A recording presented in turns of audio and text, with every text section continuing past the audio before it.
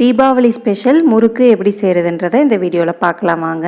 இந்த மாதிரி மொறுன்னு முறுக்கு செய்கிறத பார்க்குறதுக்கு முன்னாடி காமாட்சி சமையல் சேனலை சப்ஸ்கிரைப் பண்ணிக்கோங்க. கூடவே அந்த பெல் ஐக்கானையும் ப்ரெஸ் பண்ணி வச்சுக்கோங்க. இப்போ முறுக்கு பண்ணுறதுக்கு தேவையான பொருட்கள் என்னென்னு பார்க்கலாம். 1 கப் அரிசி மாவு, 1/4 கப் உளுந்து, 1 டீஸ்பூன் எள்ளு, 1/4 டீஸ்பூன் பெருங்காயத்தூள், 1 டீஸ்பூன் ஜீரகம், உப்பு 1 டீஸ்பூன், எண்ணெய் பொரிக்க தேவையான அளவு. வாணலியில் நம்ம எடுத்து வச்சுருந்த 1/4 கப் வெள்ளை உளுந்தை சேர்த்துட்டு அடுப்பை சிம்மிலேயே வச்சு நல்லா பொன்னிறமாக செவந்து வர வரைக்கும் வறுத்து எடுத்துக்கலாம். இந்த மாதிரி நல்லா செவந்ததும் மிக்சி ஜாரில் சேர்த்துட்டு நல்லா ஃபைன் பவுடராக அரைச்சி எடுத்துக்கோங்க. உளுந்தை அரைச்சி எடுத்துகிட்டு வந்திருக்கேன். இந்த மாதிரி பவுடராக அரைச்சிக்கோங்க. இதை ஒரு பவுலில் சேர்த்துக்கலாம். நம்ம அரைச்சி எடுத்த உளுந்து மாவு 1/4 கப் இருக்குது. இப்போ ஒரு மிக்சிங் பவுலில் 1 கப் அரிசி மாவு சேர்த்துக்கோங்க. அரைச்சி எடுத்த உளுந்து மாவு 1/4 கப் சேர்த்துக்கோங்க. 1 கப் அரிசி மாவுக்கு 1/4 கப் உளுந்து மாவு கரெக்டாக இருக்கும்.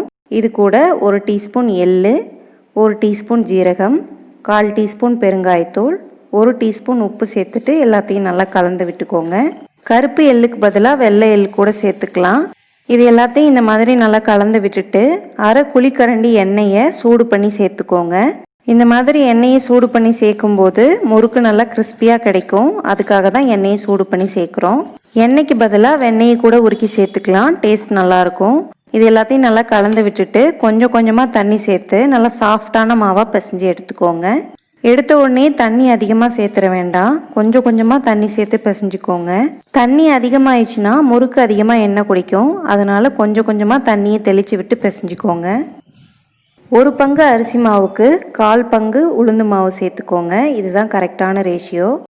அதிக அளவில் செய்கிற மாதிரி இருந்துச்சுன்னா 1 கிலோ அரிசி மாவுக்கு 1/4 கிலோ உளுந்து மாவு சேருங்க. கரெக்டாக இருக்கும். இப்போ மாவு நல்லா சாஃப்டாக பிசைஞ்சு எடுத்தாச்சு. கையில் அமுத்தி காட்டுறேன் பாருங்கள். இந்த அளவுக்கு சாஃப்டாக இருக்கணும். 3 கண்ணு உள்ள முறுக்கு புளியிற அச்சு எடுத்துக்கோங்க. இப்போ மாவு கொஞ்சம் கொஞ்சமாக எடுத்து முறுக்கு புளியிற அச்சில் சேர்த்துக்கலாம்.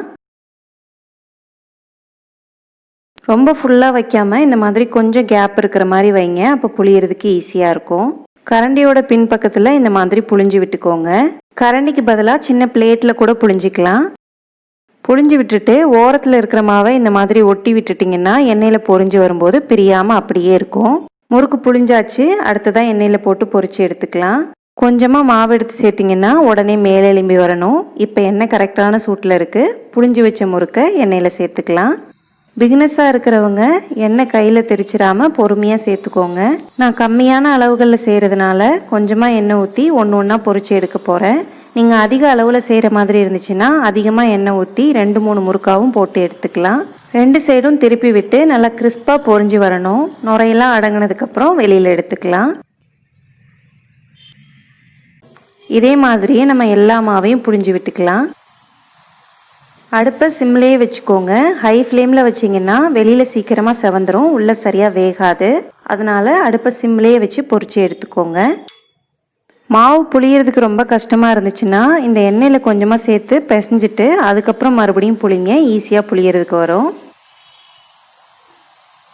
தீபாவளி ஸ்பெஷல் முறுக்கு சூப்பராக ரெடி ஆயிடுச்சு. இப்போ நான் கையில் எடுத்து உடச்சி காட்டுறேன் பாருங்கள் எந்த அளவுக்கு கிறிஸ்பாக வந்திருக்குன்னு.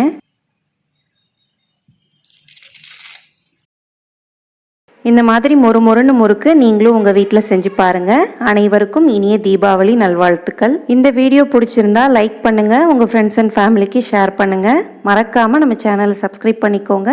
கூடவே அந்த பெல் ஐக்கானையும் ப்ரெஸ் பண்ணி வச்சுக்கோங்க. அப்போ தான் எல்லா வீடியோஸும் உங்களுக்கு உடனுக்குடனே நோட்டிஃபிகேஷனாக வரும். மீண்டும் இதே மாதிரி ஒரு சூப்பரான வீடியோவில் சந்திக்கலாம். நன்றி.